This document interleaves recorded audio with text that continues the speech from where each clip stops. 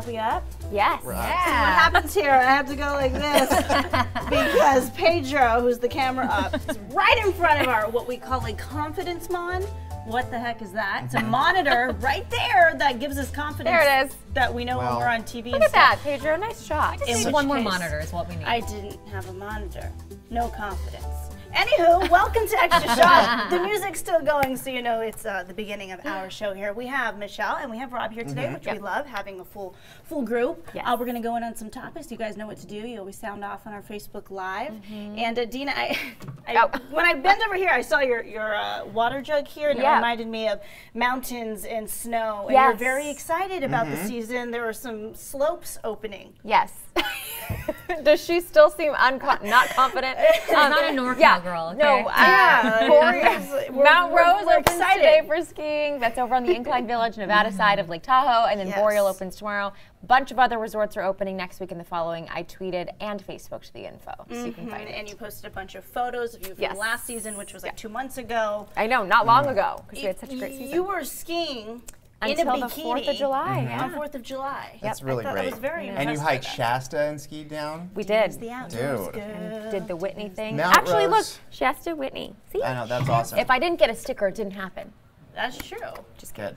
Usually it's if you don't post on Instagram, it didn't happen. Which, by the way, speaking of Instagram, Facebook Live, which you're watching us on, it is Social Media Week on Morning Blend, which if you don't watch, 5 to 7 a.m. on television every weekday morning. And we are asking for your selfies and your ussies today. So Dina's coming up at 9. Do you know what That's an a ussie thing.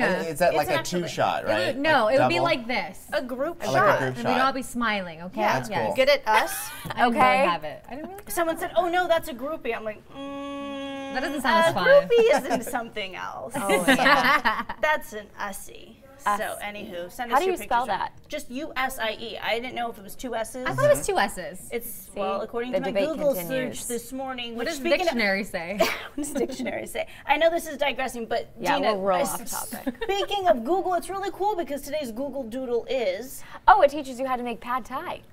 If you're interested. Okay. That's really Actually, cool. I'm going to look awesome. that up. Hold Yeah. on. I'm Yeah, curious. it teaches you how to make pad thai. Yeah, you can look it up and you click through all the pad thai instructions. And the reason why is because during World War II, there was a rice shortage, so pad thai became a thing, and so now you're able to learn how. Can you show it? I'm That's not some learning deep anything, knowledge. though. I know, it's Okay, showing it's literally history. just photos, though, so check it out. Okay, so, you know, put all the ingredients together. I got to heat it up, but there's really no directions. I'm literally just coming up with my own kind of recipe. wing it. I Yeah, think you put just the kind of wing ingredients, it. the fish sauce, it looks like, and Yeah. then the soy sauce, Yeah. and, Yeah, that's and then the you're secret done, and then, ingredient. oh, you're done. There it is. Okay, so I see on the bottom of the screen it says domestic violence warning signs, and so we do want to get to that story. Okay, we'll get to the first story, and obviously this is a story that isn't necessarily comfortable to talk about, but we have to go there because this is all in a result, and the reason why we're having this conversation is because of what happened in Texas. We know that that shooting happened over the weekend. Devastating, 26 people are dead. And with that, here we are again. This is a little over a month since the Vegas massacre, where we know that shooting went down at the Route 91 Harvest Music Festival. Again, devastating. So we looked into the issues of domestic violence, and we did that because, Dina, there's a link between the shooter and potential for domestic violence, correct? Yeah, so his in-laws apparently went to the church that he shot at, and so they're now considering this potentially a domestic violence issue.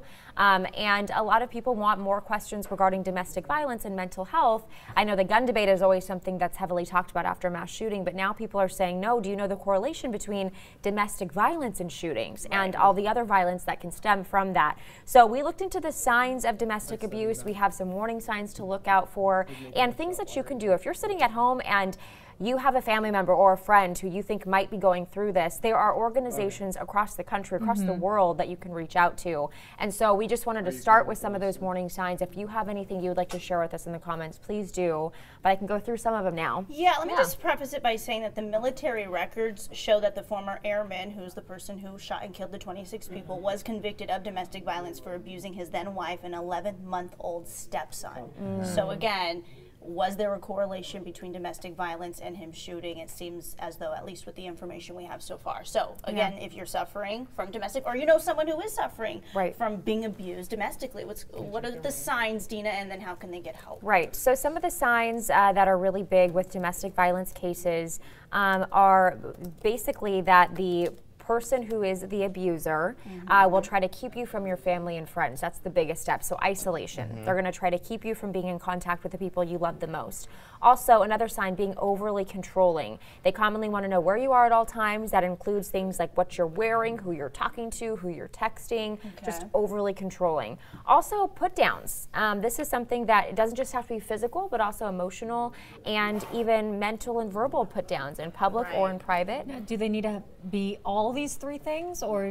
I think it's a combination of this and or that. But I think what the point is here is that if you notice that this is happening to someone you love, or if you're somebody listening to us right now and this has happened to you, maybe you are in a position where you feel like, I don't think it's quite domestic violence. But each of these things can be. Just the put downs alone can be domestic violence. It does not have to be physical.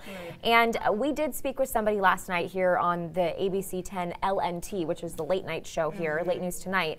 And they spoke with someone from the organization Weave.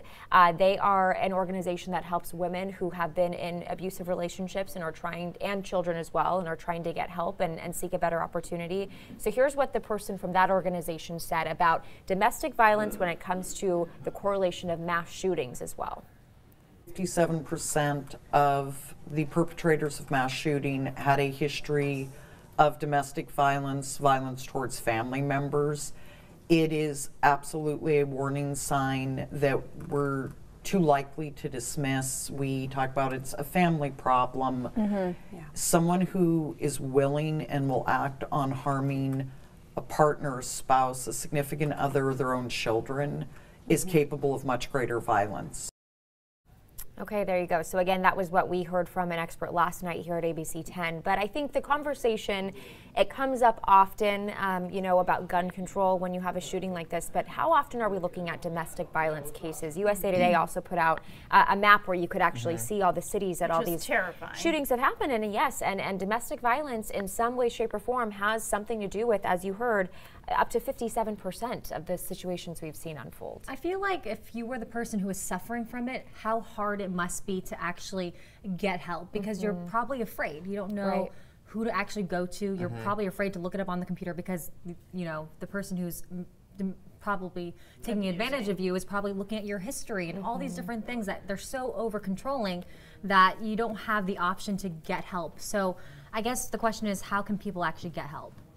Let me take you back to a different story, and then it'll dovetail into what you just said. For women that are in that situation, it's extremely scary, and they just want to get away. They kind of know how bad it is, and that the next step may be something that's fatal. And my wife does something every year with her friends. They adopt a family to give Christmas presents to them. It's something that her mom did, so she does it. So anyway, I went to go drop off the Christmas presents. And I went to one of these facilities where women can go. Safe haven. Yeah, exactly. And I couldn't find it because there were no markings. It was there was a bunch of security there to get in and to get out. But when I went in there, you just see families that are just in this spot that they never imagined that they would be in. It's by no fault of their own, and it's women and it's kids, usually a couple kids, and they're just trying to get their life back together. And I think one of the most difficult things is that moment where it's really bad and things have happened, but they are scared of the next step, because then they're really going to be isolated.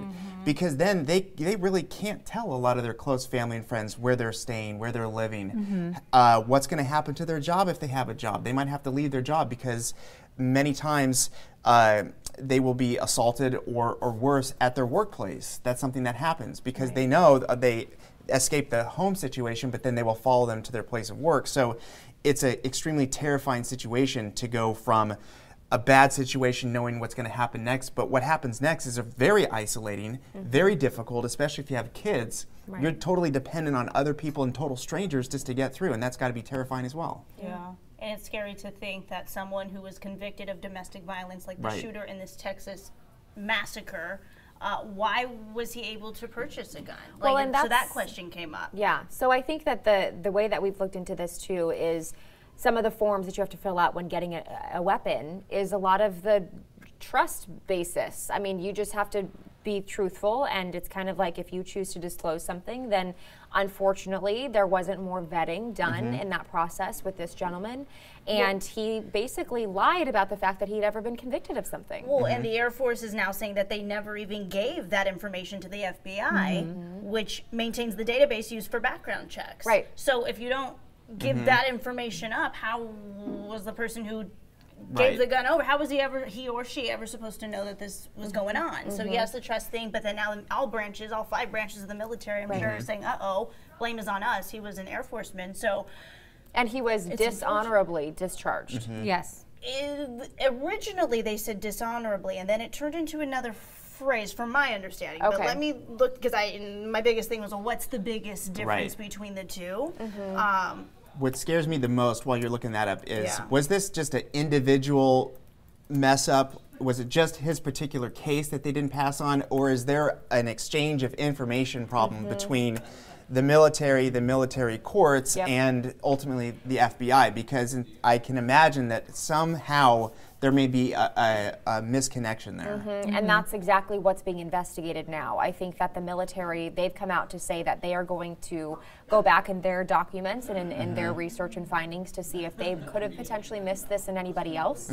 But yeah, I think that, it falls not only on the military, because yes, they'll look at this situation and say they could have prevented this potentially. This person probably could have gotten a weapon anyway. He also was denied the right to conceal and carry a weapon, but somehow was still able to get a weapon.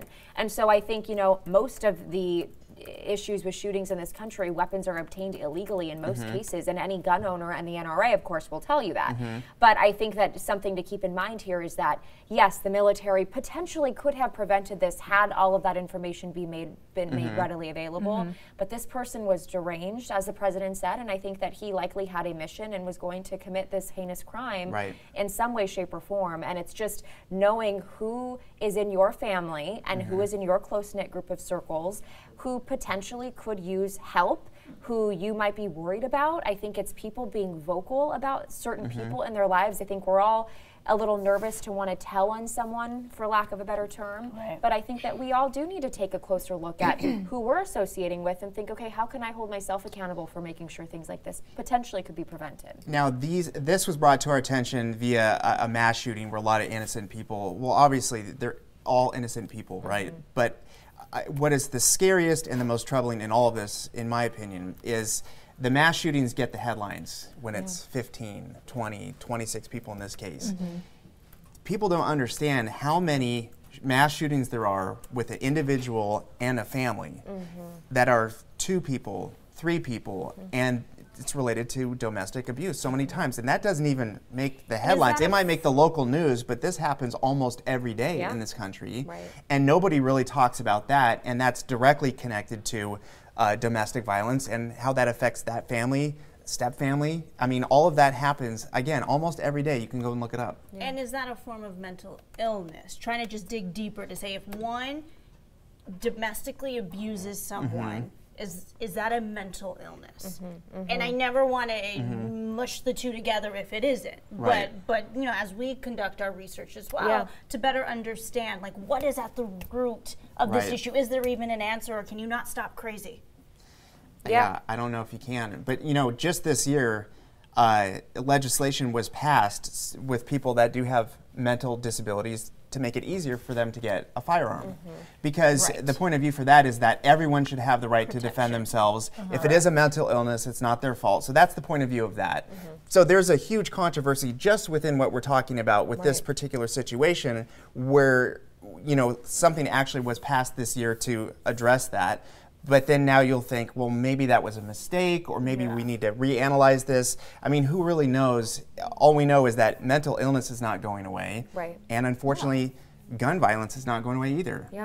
And we're going to go back to, really quick, just so we can have clarification as to what kind of discharge the shooter from the military. So a discharge from one of the armed services given at the recommendation of a court-martial after conviction for an offense. This is a bad conduct discharge, which he was convicted of. It's less than one leading to a dishonorable discharged. So it was just slightly less severe. Okay. But either way, he was discharged from the Air Force. Yep. What are some of the comments? Yeah, so some of the comments, I'm seeing Terry Robinson saying the Air Force made a mistake by not giving the information to the FBI, but that is not going to stop a criminal from getting a gun. That's kind of the point that I was making too, Terry, is that I think if this person really was out to do something this horrible, maybe he would have done it in some way, even if there was something in place that said he couldn't get a gun. We know that guns are available and that still could have happened. Also, you know, Joanne says this is a serious problem, and these have been males who don't have emotional support. How hard is that to see? And, you know, that is something where you can look further into the history of somebody. But whose responsibility is that? You know, who does that fall onto? Does that fall onto the friends and family of the individuals who don't have a lot of support to come forward and say, hey, I think you might need some help? I mean, that's a big thing to have to do for some. It's a difficult thing to do. Yeah, so where does that fall? And in this case, you can't point fingers, right, and say like, oh, it's so-and-so's fault for not telling someone that he or she is, you know, badly behaved. No, I mean, they're adults. If this was a child, yes, then it's the parents' due diligence, right, to make sure that their kid is getting the proper help and attention. But when you're an adult, you're an adult. Right. When you're a man, well, in this case, he was 26 years old. I mean, to me, it's like, I think that's, yes, you were a man, but dang, that's young. Yeah. Yeah. That's a millennial out there killing people. You know, one of the mental health issues are to tackle them. They're very, very expensive. Yeah. Takes a lot of doctor visits, therapists, psychiatrists. It's very expensive, and it's not always successful because it's a very difficult thing. Because ultimately, at some point, since people are adults, they have to have some say in all of this. But at some point, they are not capable of making that decision for themselves, but they're not totally incapacitated. So there's a lot of gray area in all this. It always pops up because it's almost an impossible thing. And if I'm not mistaken, and forgive me because I feel like this was so long ago now, even though it wasn't, but in Newtown, Connecticut, didn't the shooter's mother try to get him help at some point too? She was aware that he had of it. She tried to hide the guns from him at one point, I believe. And he used the family's weapons. Yes. And so I think that, you know, you can believe that you're doing as much as humanly possible. It's just like this. Think of this scenario. When somebody who comes back from the military says that they have PTSD, I just read a story about this, and they say they have PTSD, they get put on medication. Then the medication causes depression and other issues. I read a story about a military member who went back to the doctor and said, I'm having suicidal thoughts, you need to remove my medication from me because I don't want to have access to it anymore. Well, they downgraded the medication from him, and then eventually he came back and said, I'm feeling better now, can I have the meds reinstated? So he did, on his own, and committed suicide. And so, you know, at some point, these people can help themselves to a certain extent, but it also takes a village of people around you and support to ensure that you're continuing to take care of yourself, because one day you can be okay and the next day maybe you aren't, but you've got to have people around you who can be vocal about it and who can potentially be there for your support system. And not everybody has that. Right. It takes a strong family because it's emotionally taxing. Absolutely. And it's nobody's fault. That's the thing. When you talk about mental illness, initially you have to understand that these people were born with the intentions of living a happy, fruitful life with no issues. And then occasionally, mentally, there's a chemical imbalance and it just starts to spiral from there. So initially, it almost always starts by no fault of their own. So there has to be at least some compassion there in the beginning. Right, right. Wow. So I'm just reading more about the shooter. I mean, going back to Sandy Hook. So the mom of the killer had written a check to buy a pistol as a Christmas present in the days leading up to the elementary school shooting. She said before he killed the innocent children and the teachers, he had told friends a month before, she had told friends a month before the shooting that she was concerned about her son. He had not left his home for 3 months, and she wasn't even allowed in his room, and he would only communicate with her via email. She as a parent wasn't allowed in her son's room in her own home, and then police had found a check for a pistol, the one she was going to give to him for Christmas, because she and the guns he used were her guns. So clearly, she was an advocate for owning her own arms. But so yeah, there are signs when you think of that. I mean, I'm not a mom, but if I were to be told as a mother, you can't come in my room, I'm only going to communicate with you via email. It's clearly an issue. Yes. Right. What All right. else are people saying? Anything else? Dina has the comments up, Dina and Michelle. Yeah, so I see a lot of you weighing in still, and I think that the conversation will continue. I see also Kimberly Morgan saying, there's been a lot of shootings lately in Yuba City. It's a ridiculous amount that makes me super unsafe in my neighborhood. We know that these smaller shootings, smaller scale shootings, which are just as impactful, of course, for your local community, are happening all the time. So I encourage you, I'll post the USA Today link, and it shows based on you know, if it was somebody who had a domestic violence issue, or if it was a random public shooting, and all these different, they break it down, and you can actually filter out what you want to see on this map, and it shows you all of the shootings that have happened since 2006 in this country, and it is mind-blowing to see it laid out like that. So I'll put that on my Facebook page if you guys want to see that, and we'll put it in the comments too. All right, thank you, Dina. We are going to, let's see, what time is it? 8:35. We have some time left. I know that was a tough topic to get through and to start Extra Shot with, so we're going to pick things up in terms of energy right now.